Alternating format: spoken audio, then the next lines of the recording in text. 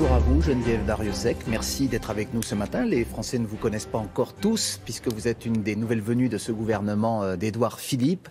Et donc, je le disais, le service national va peut-être faire son retour. C'est en tout cas ce qu'a dit Emmanuel Macron il y a une semaine, en présentant ses vœux aux armées. Le service national, il a été supprimé en 1996. À quoi faut-il s'attendre, Geneviève Darrieussecq ? D'abord, il est important que le président de la République ait réaffirmé que les choses se mettraient en place. Il a affirmé qu'il souhaitait un service national universel, donc qui s'adresse à tous les jeunes. Obligatoire donc ? Obligatoire. Et la forme est actuellement en cours de discussion et en cours de structuration. En quoi consisterait-il ? Est-ce que ce sera un service militaire à l'ancienne ou un service civique amélioré ? Ce ne sera pas un service militaire. Nous sommes sortis du service militaire, bien sûr. Mais ce sera, je crois, un beau projet de société autour des valeurs fortes d'engagement et de fraternité. Et je crois que la jeunesse doit se reconnaître dans ces valeurs dans notre pays. L'esprit de défense, l'esprit de la nation, la citoyenneté, les notions de sécurité de notre pays, très important. Comment les jeunes peuvent être des acteurs de la sécurité de notre pays. Je crois que tout cela sont des notions de base essentielles pour renouer les liens entre la nation et la jeunesse, ou nouer des liens encore plus forts entre la nation et la jeunesse, et aussi entre les armées et la jeunesse.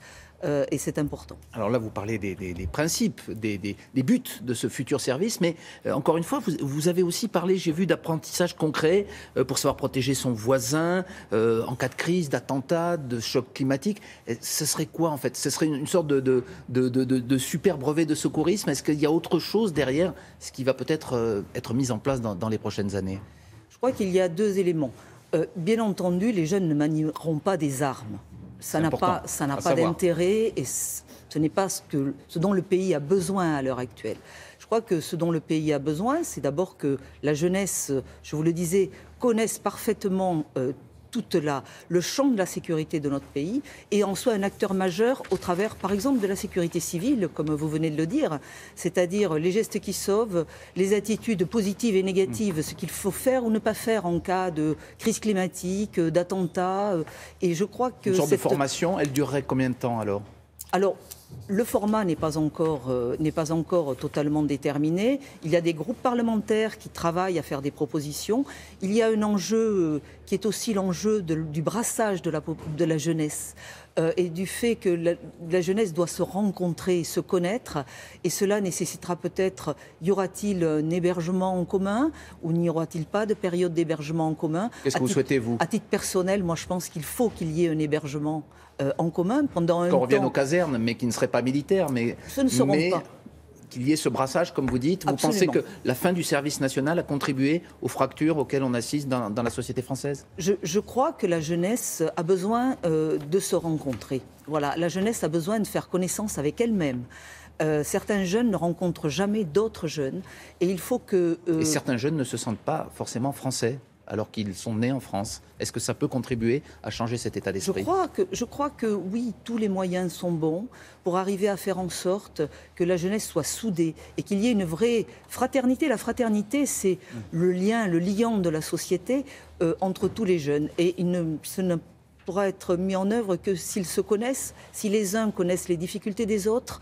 Et je peux vous assurer, pour voir, par exemple, des jeunes polytechniciens venir dans le service militaire volontaire où il y a des jeunes en difficulté, cette rencontre, elle porte ses fruits pour les deux catégories de jeunes. Deux questions très concrètes. Est-ce que ce service national il sera mis en place au cours du quinquennat ? Est-ce qu'on peut aujourd'hui l'affirmer ? Ah oui, l'objectif... de mettre en œuvre déjà des expérimentations en 2019 est maintenu. Et avec quel argent ? Le président a dit qu'un financement ad hoc serait trouvé. Les sénateurs ont chiffré à 30 milliards d'euros la mise en place d'un service national. Non, c'est 30 milliards d'euros. Quel serait l'ordre de grandeur ? Nous sommes dans des casernes à reconstruire. Nous sommes dans un champ qui n'est pas celui sur lequel nous travaillons. Et qui quel est-il ce champ alors ? Aucune utilité ni aucune tenabilité pour l'État. Donc à combien vous chiffrez ce budget ? Les évaluations sont assez fluctuantes à l'heure actuelle dans la mesure où elles seront fonction de la structuration de ce service. Mais vous le savez, les armées disent déjà qu'elles sont à l'os, je reprends l'expression. Où va-t-on trouver ces crédits supplémentaires alors qu'aujourd'hui on a plutôt tendance à les baisser, ces crédits? Le président de la République a largement affirmé que cela n'amputerait en rien les budgets des armées et donc la loi de programmation militaire. Donc il faudra peut-être trouver de nouvelles ressources. En tous les cas, moi je pense que quand il y a la volonté, et il y a une volonté affirmée et du président de la République et du gouvernement sur ce sujet, quand il y a la volonté, c'est un projet de société important.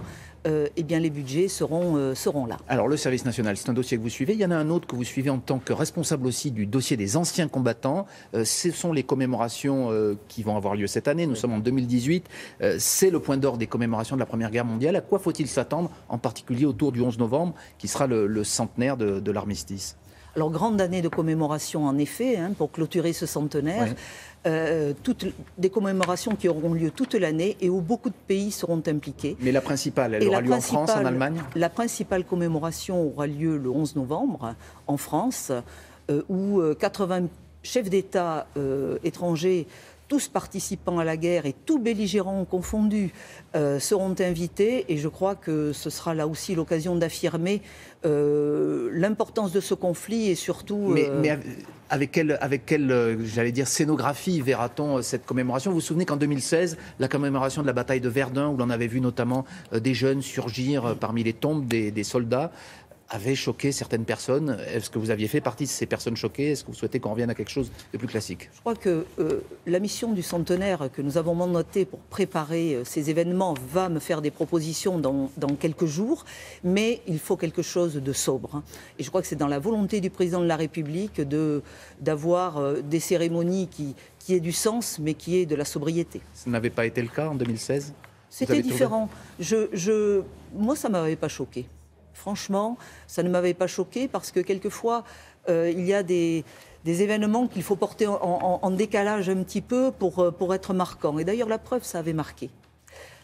C'est la raison pour laquelle il faut s'attendre aussi cette année à quelque chose de spectaculaire en tout cas. Spectaculaire, je crois que ce qui sera spectaculaire, c'est d'avoir 80 pays qui ont tous été belligérants, qui se sont combattus, mais qui sont ensemble dans cet événement. Eh bien, merci beaucoup Geneviève Darrieussecq, secrétaire d'État donc chargée, enfin auprès plus exactement de la ministre des Armées.